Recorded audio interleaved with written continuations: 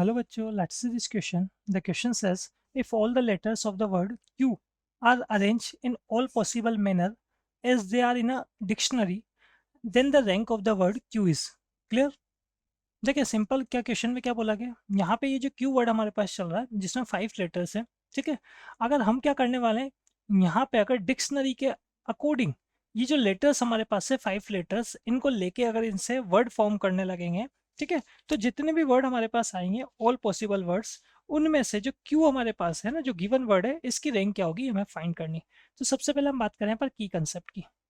तो की कंसेप्ट में देखने वाले हैं अगर हमारे पास एन थिंग्स है और एन थिंग्स से हम नंबर ऑफ परमुटेशंस देख रहे हैं और उनमें भी अगर हमारे पास आर थिंग्स कैसी है सेम है तो उसका जो फॉर्मूला होता है वो होता है हमारे पास n factorial upon r factorial. Clear? ये नोट किया हमने यहाँ पर। Number of permutations, number of permutations of n things in which r things are same. Clear? तो नंबर ऑफ परमुटेशंस हो जाते हैं हमारे पास n factorial upon r factorial. Clear? अब देखिए यहाँ अगर हम बात करें किस तरीके से इसको सॉल्व करते हैं हम यहाँ। क्लियर?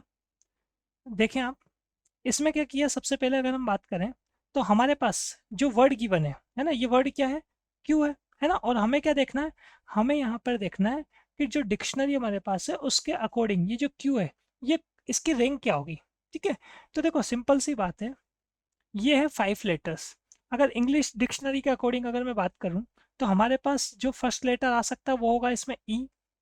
ठीक है, ई के बाद अगर हम बात करें यहाँ पे तो हमारे पास आएगा क्यू। ठीक है, और क्यू के बाद आएगा यू। यही 3 लेटर्स है हमारे पास यहाँ पे।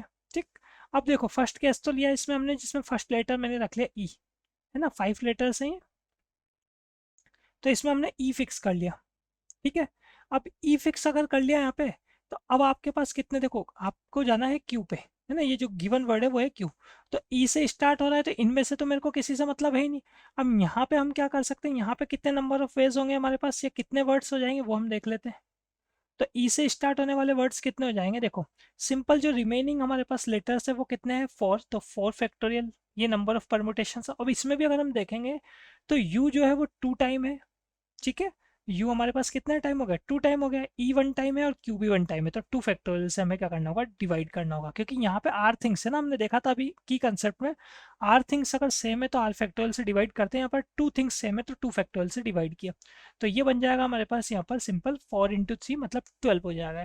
क्लियर? अब हम बात करें यहाँ पर सेकेंड केस के लिए। क्लियर? अब क्या किया हमने यहाँ पर क्यू को फिक्स कर लिया फर्स्ट पोजिशन पे, तो ये हमें फर्स्ट पोजीशन पे क्यों चाहिए, क्या बिल्कुल चाहिए।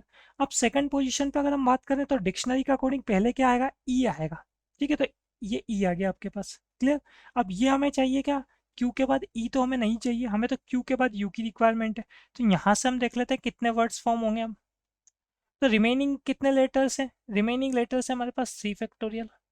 अब इनमें से कितने हमारे पास यहाँ पर एग्जैक्ट सेम है, तो यू जो है वो 2 टाइम है, तो 2 फैक्टोरियल से डिवाइड करेंगे तो ये हो जाएगा हमारे पास यहाँ पर 3। क्लियर?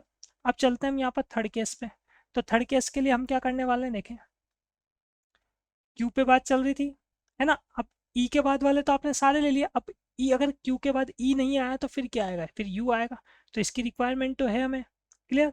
अब यहाँ के आगे अगर हम बात करें तो कौन सा लेटर हमारे पास आएगा। ठीक है, देखो क्यू के बाद अगर हम यू पे आ जाते हैं, अब डिक्शनरी के अकॉर्डिंग अगर हम बात करें तो यहाँ हमारे पास अब क्या आएगा, ई आएगा। ठीक है, तो ये ई भी रख लिया हमने यहाँ पर। ठीक, अब ई के बाद अगर हम बात करें तो डिक्शनरी के अकॉर्डिंग पहले क्या आना चाहिए, ई आना चाहिए ना, ई फिर क्यू फिर यू, तो यहाँ अब हमारे पास क्या आना चाहिए, अगेन ई आना चाहिए, और ई आ जाएगा तो ये इसकी तो हमें रिक्वायरमेंट है नहीं। अब देखो वैसे तो यहाँ पर एक ही लेटर बचा हुआ है उसको भी हम नोट कर देते हैं, वो है यू, तो इसकी तो हमें रिक्वायरमेंट नहीं है, तो यहाँ पे हमारे पास कितने वर्ड हो रहे हैं, यहाँ पे हमारे पास सिंपल एक ही वर्ड हो रहा है। ठीक है, अब देखो क्यू फर्स्ट जो 3 पोजीशंस थी हमारे पास वो हमने फिक्स की थी क्यू यू ई, तो वो तो हमें चाहिए थी लेकिन लास्ट की 2 पोजीशंस नहीं चाहिए। तो अगेन अब हम चलते हैं फोर्थ नंबर केस पे, है ना, फोर्थ नंबर केस में अब हम क्या बात करेंगे क्यू यू ई, इसको तो कर देते हैं फिक्स क्यू यू ई। ठीक है, ये हमने फिक्स कर दिया।